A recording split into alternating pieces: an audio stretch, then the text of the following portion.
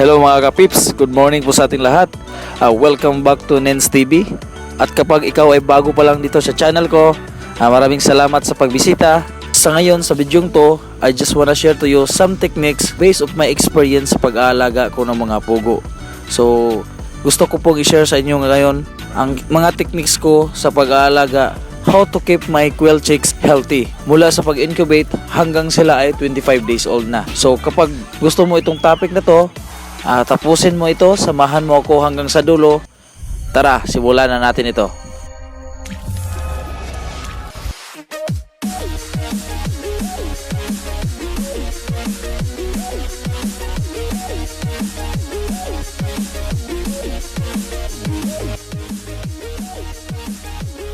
So unang-una mga kapips, bago pa po tayo magkasisiw, ay nangangailangan pa po tayo ng mga itlog ng pugo galing sa ating mga breeder. So ang kinakailangan nating itlog ay yung fertile lamang para po magkaroon tayo ng mga bagong sisiw. So after mag-harvest at makalikom na tayo ng mga itlog ng pugo sa loob ng 5 hanggang 7 araw, it's time na pwede na ito isalang. So isalang ito sa ating incubator. Para makatipid ako, gumawa lang po ako ng incubator gamit ang styrofoam.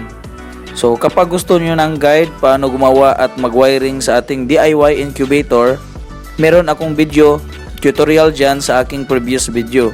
So pwede nyo yon panoorin. Sana makatulong ninyo yan sa inyo mga kapips. So sa pag-incubate ng itlog ng mga pugo, tatagal lamang ito ng 17 to 18 days po bago po mapisa ang mga itlog nito. So hindi kagaya ng itlog ng manok na tatagal ng 21 days sa loob ng incubator bago mapisa.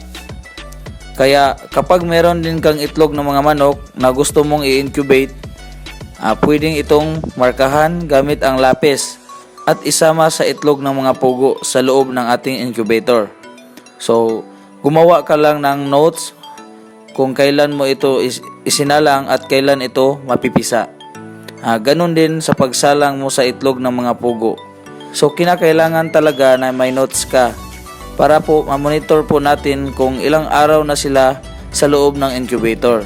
At kinakailangan na iniikot po natin ang mga itlog at least 3 times a day po.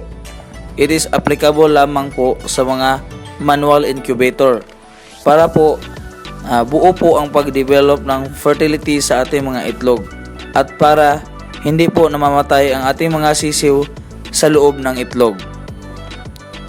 So sa pagdating ng 10 days, dito pwede ka nang mag-egg candling.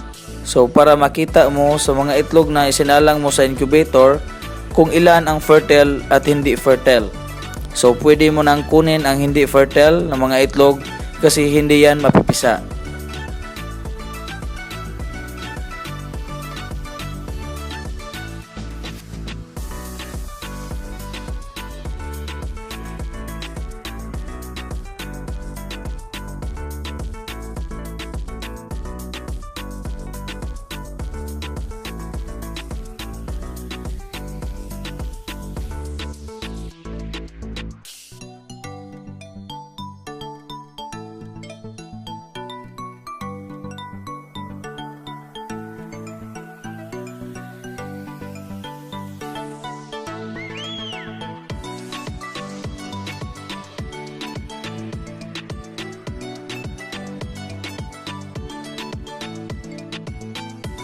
Then tandaan din ninyo ito mga kapips. Pagdating ng 15 days to 17 days or 3 days before ang kanilang due date, dapat hindi mo na iniikot ang mga itlog nito kasi buo na ang na-develop na yan.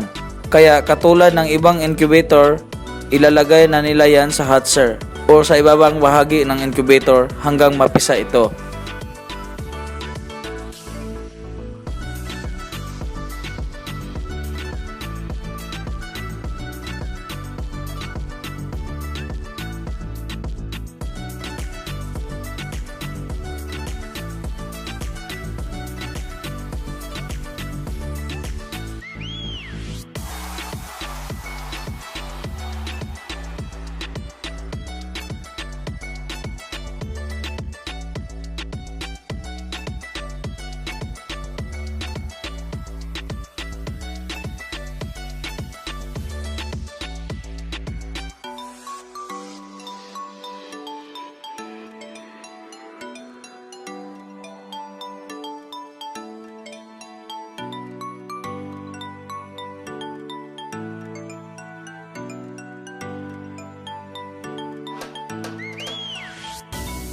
Sa araw na ng kanilang pagkapisa, huwag mo nang kunin agad ang mga sisiw sa loob ng incubator sa loob ng 6 hanggang 7 oras.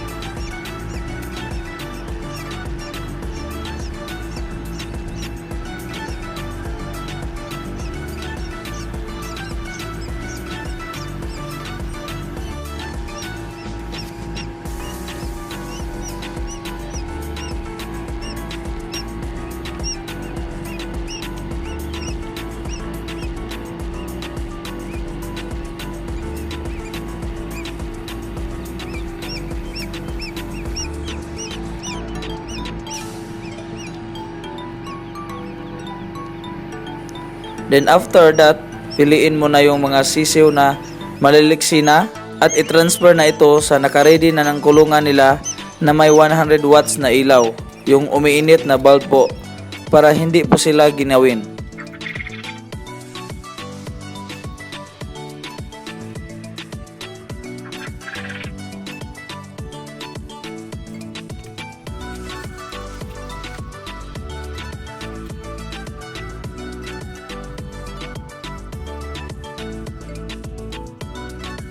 At kinakailangang meron ding fresh plain water kasi nauuhaw na yan sila.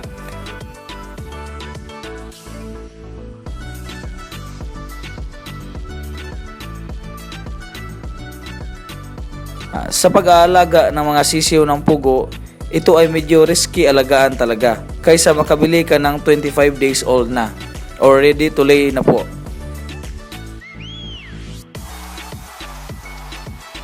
Dapat ito i-monitor talaga.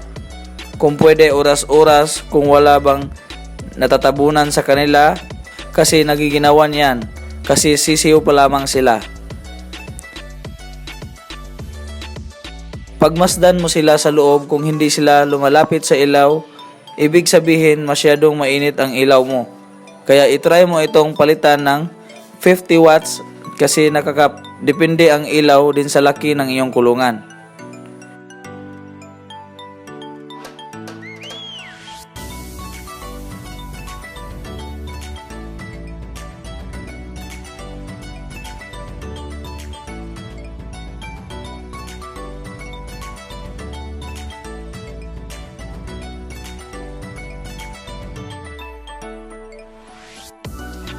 Dapat wag mo itong kalimutan. Maglagay ka ng maliliit na mga bato sa iyong tubigan para po maiwasan natin na sila ay malunod. Kasi napakaliit talaga nila. Kaya madaling malunod at matatabunan ng kanilang kasama. Kaya dapat talagang tutok ka sa kanila para maiwasan natin na maraming namamatay at napipilay. Sa pagdating ng 3 araw, painumin na natin sila ng pang-anti-stress or vitamins. Pinapainom ko po sila ng Multilite ng LDI. Straight ko po silang binibigyan 1 week po. Pero dapat pinapalitan talaga natin araw-araw ang kanilang tubig with vitamins or Multilite pang anti-stress. Para po fresh water po always ang iniinom nila para maiwasan natin na sila ay magkakasakit. Kapag marami po ang inyong ilaw na nilagay sa inyong kulungan, pwede na natin itong unti-unting kunin yung iba para po makukuhaan ang init sa loob ng kanilang kulungan. Kung isa lang naman yung ilaw mo, pwedeng i-open mo lang yung sako na nakabalot sa kanila para makalabas ang init nito. Dapat din ay palitan natin ang papel or newspaper o yung kumot na nakalagay sa kanilang sahig kapag madumi na para hindi sila nagkakasakit. Kasi mabaho ang kanilang dumi at feeds na nakahalo sa kanilang sahig. Yan lang po ang gawin natin hanggang sila ay umaabot na sa 25 days old mga kapips. So sana ay meron kayong natutunan dito sa simpleng video natin ginawa mga kapips. Maraming salamat po sa panonood. Sana ay meron kayong kunting napulot sa aking ibinabahagi sa inyo. Sana po ay maging successful ka din sa pag-aalaga ng mga pugo. Happy quail farming mga kapips! See you sa next video. Bye-bye!